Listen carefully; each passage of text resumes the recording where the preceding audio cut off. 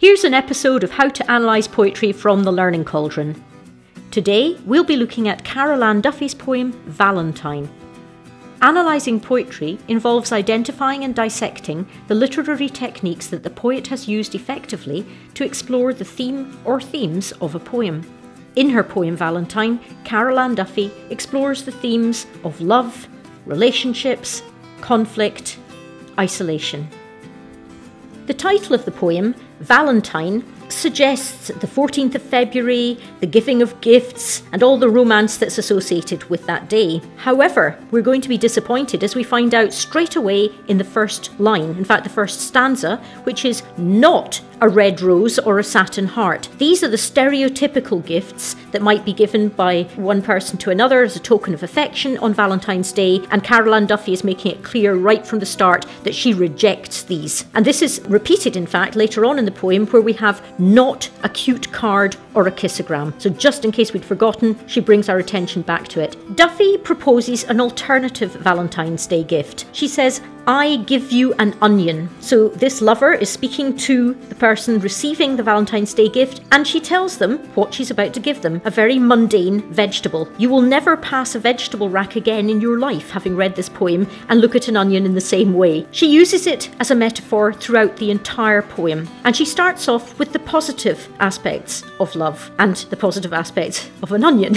It is a moon wrapped in brown paper. Now, if you think of the appearance of an onion, it is a sort of milky, yellowy colour, round, and round it there is a crinkly, crunchy paper, very like brown paper, both in texture and appearance. So it's a very vivid image that she has here. She mentions that this promises light, because obviously the moon is romantic, and the idea of moonlit walks is a romantic aspect of love. Like the careful undressing of love, she uses a simile to describe the fact that as you peel back the layers, then perhaps you get to know each other better. Moving on to the second stanza, again we start with a short, blunt sentence here. And we picture the poet, the persona, handing over an onion to a rather bewildered recipient. She begins to explain, it will blind you with tears like a lover. And here we have the word choice of blind, which definitely hints at something more negative about relationships, and the fact that just as an onion can make you cry, so too relationships, if they go wrong,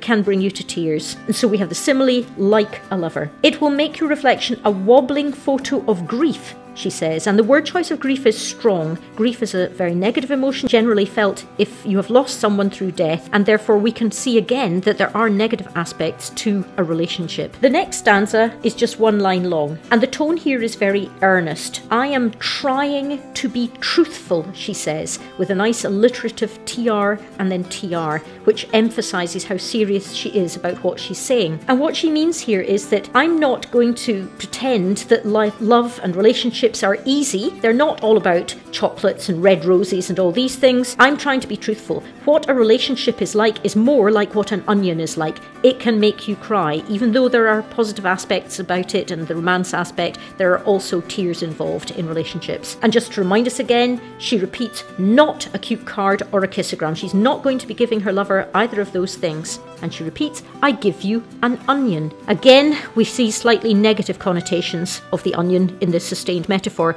Its fierce kiss will stay on your lips, and if you've ever eaten raw onion, you will know that you don't lose it quickly. Just as if you've had a passionate relationship which has gone maybe slightly wrong, you don't forget these things quickly. And she uses the words possessive and faithful. Now, possessive has a hint of something slightly negative, a little bit of jealousy and envy there. Faithful would be a good thing. So relationships are a mixture of good and bad. And she says faithful as we are. The enjambment here emphasises that we are, but then she adds for as long as we are. And there a tone of uncertainty creeps in. There's the idea that perhaps that might not be forever. And in the final stanza, again, she's insisting that her lover take the onion, and she's becoming more imperative in her tone. And then she uses this fantastic image. Its platinum loops shrink to a wedding ring. And if you've ever peeled and then taken the layers off an onion, you'll know that right in the centre there's a very small ring. And what she's saying is that as you peel back the layers of an onion, just as you get to know people, at the centre of that there may be a wedding, a long-term relationship. But she doesn't want to commit herself.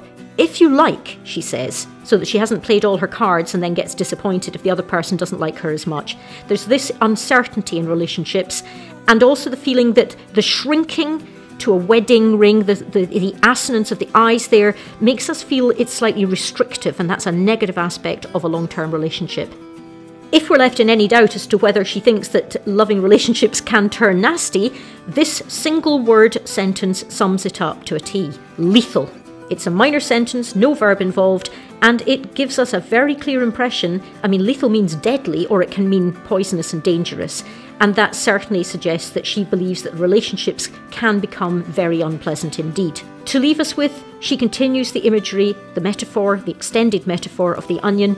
It's scent. Now, scent is a more positive word. It sounds a bit like perfume. You can imagine somebody's cologne or perfume and the idea of romance. But then she says it will cling to your fingers, cling to your knife. And that last word, knife, leaves us in no doubt about the fact that loving relationships can turn bad and they can really hurt. So this poem, it's written in free verse, which is very symbolic of the changing uncertainty that she feels, that the changes that she feels about the different ways that relationships can go. And the use of the monosyllabic words throughout gives a very blunt and honest feel, but there's also quite a sinister tone near the end. Short poem, but a lot to say about it, particularly because of this wonderful extended use of a metaphor of an onion. I hope that's been helpful. See you next time.